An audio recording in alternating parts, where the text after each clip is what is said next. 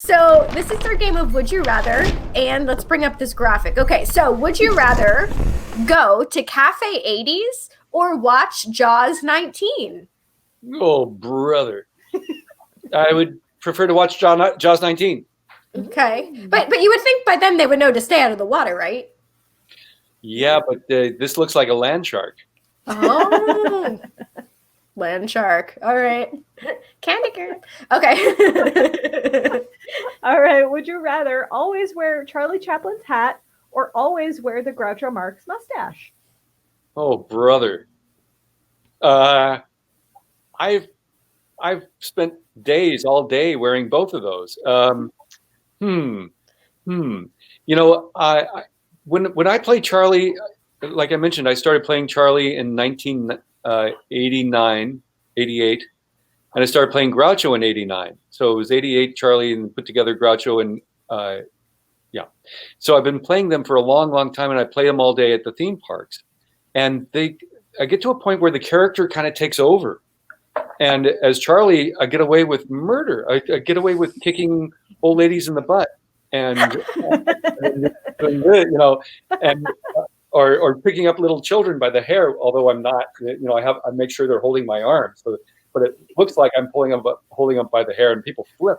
You know, I've had so much fun. In fact, if you go to Charlie Chaplin Tribute Weissman on YouTube, you'll see me opening for the Western Stunt Show on a 105-degree day or something. It's really miserable in front of 3,000 people. So that's a good example of my Charlie. My Groucho you can see on Vimeo.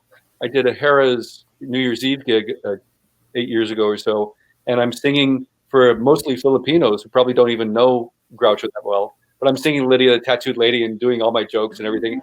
And with Groucho, I get away with so much. My wife doesn't like it so much when I play Groucho because she thinks I'm so mean.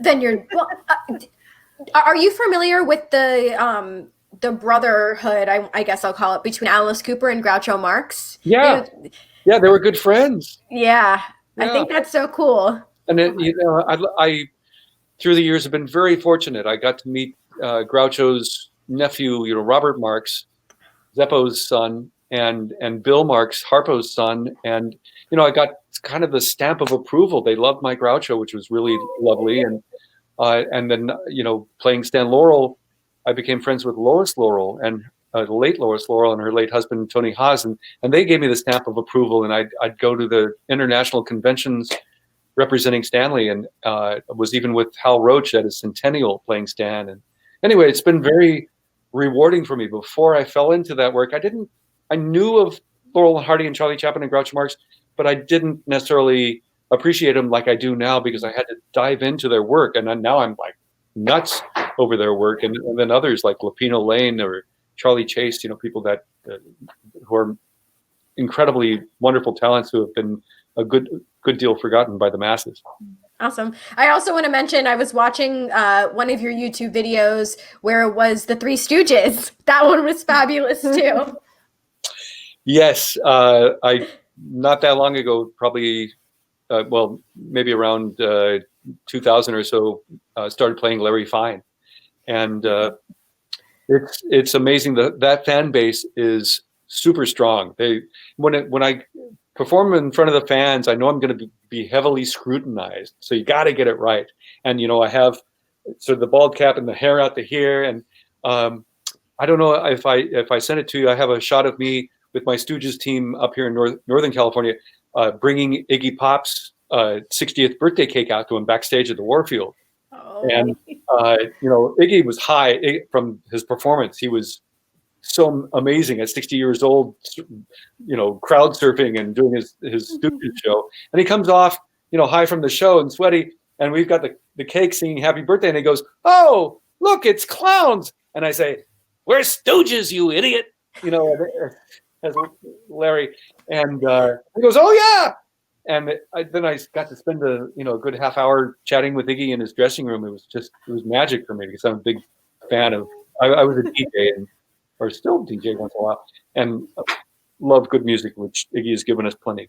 That he has. Oh man. Okay, here's the next. Would you rather? Would you rather live in a Big Brother home situation with the cast of Pale Rider, or live in a Big Brother home situation with the cast of Back to the Future Part 2 and 3?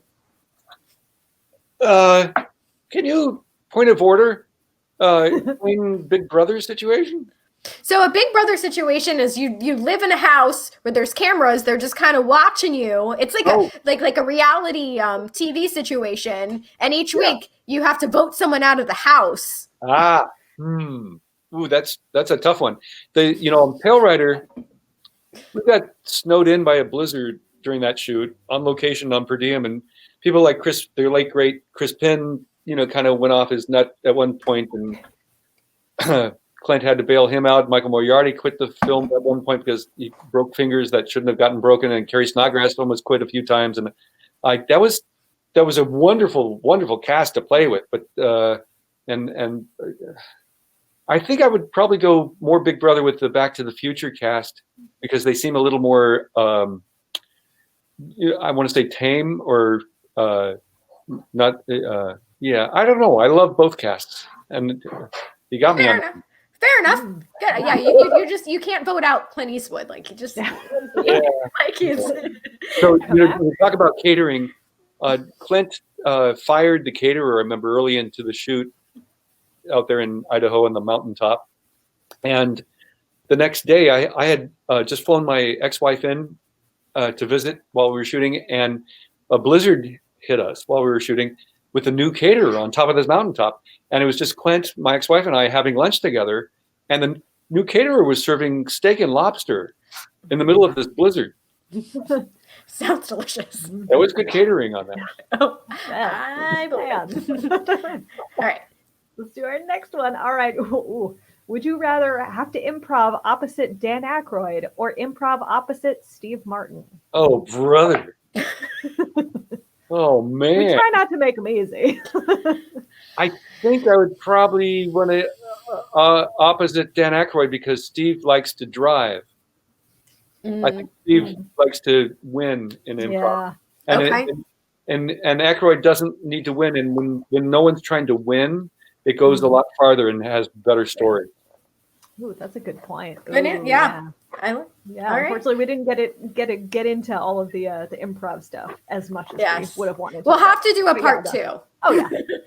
All right, here's the next one. Would you rather live in the Wild West or live in Biff Tannen's future?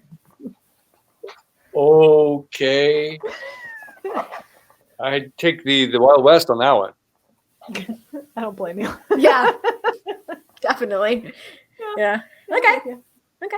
Next one. All right, next one. And if I'm still playing George in Biff's, I get murdered, or I'm dead already. Yeah, well, no,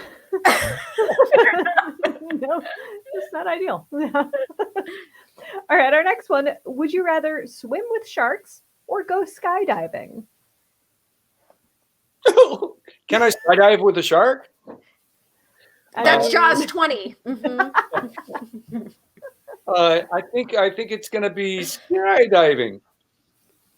I think it's going to be skydiving, but my acrophobia is not pretty.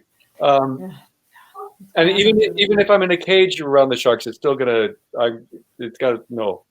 The water's gonna get a little warm. Okay. I mean, I'm right there with you on both counts, so I wouldn't have an answer. Push me out of a plane. Here we go. All right, here's the next one. Would you rather I guess being underwater, you would see the yellow. Skydiving, you wouldn't see me pee my pants so much. Yes, of course. People that are dropping after you might. The all-important pee pants factor. Okay, would you rather star in a reboot of the first movie you ever remember watching, or star in a sequel to the most recent film that you watched? Wow.